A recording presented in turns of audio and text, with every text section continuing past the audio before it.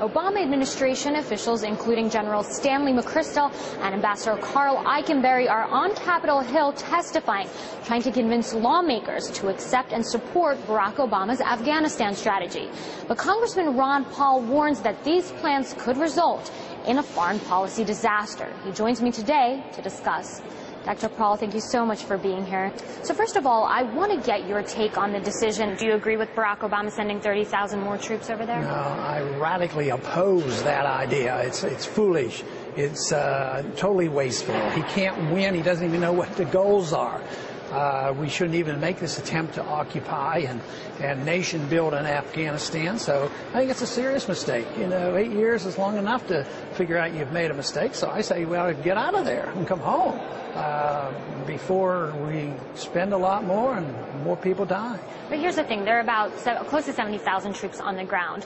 They're the troops that are asking for more boots on the ground. Barack Obama is the commander-in-chief. So what is he supposed to do then? Is he supposed to just ignore his troops? I mean, he's in a really tight space here. Yeah, but I think his solution is impossible, too, because if he could describe victory as total control of the country and total victory, he might need 300,000. But nobody's going to give him 300,000.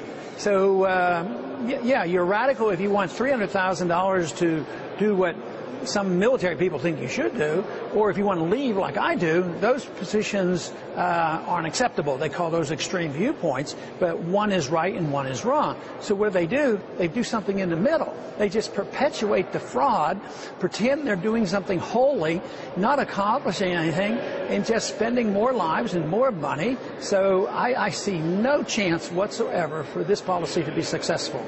Well, it's interesting because administration officials also mentioned, shifting responsibility to the Afghans, trying to grow the Afghan army. How can they do this, given the fact that, there's ethnic conflict within this institution? You have the turnover rate. It took them 8 years to try to do it. How are they going to do it in 18 months? Is this realistic? No, it's not realistic, and they don't understand the history. They don't even understand the geography or the faction, the Pashtuns and Tajiks, and that whole issue there. I mean, there's civil strife. Some officials have said that there may be a civil war brewing within the Afghan army itself. I would say that is already going on, and we're just picking sides and helping one side versus the other, which guarantees the civil war. But I think the overriding issue is what motivates hatred toward us is the presence, our occupation. And it continues to spread, first Iraq and then Afghanistan, and very much so in Pakistan. Of course, our government just said, we're not going to send troops into Pakistan. And probably under their breath, they'll say, unless it's necessary. But our bombs are dropped in Pakistan and people are dying. A country that's considered an ally that the United States has not declared a war against, right? Yeah, that's what they say, but, even if we try to pretend that we'll get along with the government and send them money and they're supposed to help us find all the bad guys, I mean, the people themselves don't like us being there. Probably 90% of the people in Pakistan aren't in favor of us doing anything that we're doing over there, and they're sympathetic with the Taliban. Well, it's interesting that you mentioned Pakistan because we do have to consider the other players, right? When it comes to Afghanistan, we have to think about Iran, Saudi Arabia, India. Is the Obama administration considering what other interests there may be as far as other nations, other factions? Did he leave this out of the strategy or just perhaps out of the speech? No, I think his goal is the same as the goal of the previous administration, and that's total control of the region. For various reasons. There's more than one reason. It could be oil, and it could be, promoting our goodness and these various excuses they have. But no, the foreign policy of the Republican Party and the Democratic Party is essentially the same, and they're just pursuing it. And I think it's regional. It's just not one country. It wasn't limited to getting Saddam Hussein because he was a bad guy. We get rid of him, and everything's going to be okay. One leads to the next, and they are going to now put stronger sanctions on Iran next week, and that's just going to further make the problems worse for us over there. Here's something else that was glossed over a little bit, a very important issue. How are they going to pay for this? Because the numbers here are staggering. It's something like $1 million per each soldier per year over there in Afghanistan. Barack Obama did make that link between national security and the economy. You seem to make a different link, one that kind of contradicts a little bit, especially. Yeah, I mean, you commit that kind of money, it just further weakens our own economy. Where is the money, though? Where are they getting it? Out of thin air. It is thin air money. And as long as people trust the dollar, you can create money like that. And the world still thinks the dollar's okay. People are still taking dollars and we're still using them.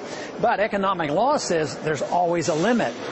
And we may be reaching that limit. And whether that limit is met in a month or two or a year or two, we will eventually meet it unless we change our policies. You just can't do this. Otherwise, why would Americans have to work? We could just, run the printing presses and pass out money and pay our soldiers and buy off our enemies and do all these things. But it doesn't work that way. The laws of economics finally rule.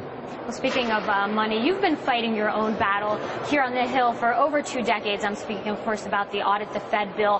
Where are we now with that? Because as I understand it, progress has been made as far as that bill goes. Yeah, the bill was put in the form of an amendment and presented on the bank regulation bill and passed pretty easily. And it's on a bill that is not a very good bill that I can't support overall. But the amendment got put on there, and it will be brought to the House floor this week and voted on, and it still would have to be passed in the Senate for it to become law. What do you think a potential audit of the Fed would expose? Would people be shocked what goes on in this institution behind closed doors? Well, the way the Federal Reserve is fighting to keep us from finding out what they're doing, it sounds like we will be shocked. Otherwise, if they were doing nothing special and it was pretty benign, they would say, come look at these books, there's nothing here. Well, they're saying this is going to ruin our independence. Oh, yeah, it's just a bunch of talk. They want secrecy because they have so much power. I think you'd find out that we make deals with other governments and other banks. Just like the money that we need to fight a war, we create out of thin air. He creates out of thin air and makes a deal, extends a loan to a bank or a central bank or a government and asks them to maybe buy our debt. Who knows what kind of deals they make? But that's one thing they really don't want us to know, is what kind of influence the Federal Reserve, who controls our money, make with other countries. Well, speaking of influence, you've called for actually the end of the Fed. Do you think that'll ever happen in your lifetime, in my lifetime? Probably not. It would end essentially, though, if you have a runaway inflation and the dollar's destroyed. People will say, how can we entrust the Federal Reserve? They're supposed to protect our dollar.